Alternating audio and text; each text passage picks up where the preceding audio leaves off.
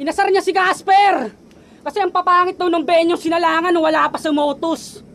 Grabe, sir. Eh, may napanood nga ang battle mo, yung tarpaulin kinabit sa tricycle. Wala kayong awa sa may-ari. Mamamasada pa yung pare. Tanginan to, mga ulol. Dapat bago kayo nag-umpisa, pinastart nyo muna yung motor.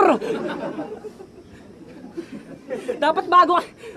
Mga di marunong lumugar. Babiyahe pa yun maghapon.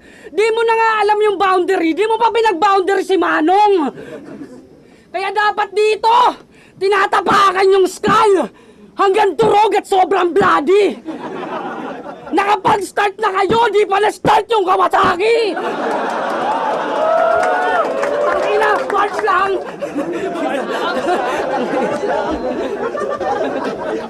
Linya ni Sak nagawa pa bang i-maxer? Baka pati yan ay i-angle. Baka nakakalimot ka, baka wala to ng plan, kaya isa pa rin to sa disaster. Oo, nag-champion ako sa Bloodway. At doon, malakas si Papan. Ikaw, saan ka nag-champion? Tabing Lawa, ano yung palaisdaan? Nung nag-champ ako sa Blood, kahit papano may 10,000 na biyaya. Ito, nung nag-jump sa Tabing Lawa, yung premyo, 10 kilo na tilapia.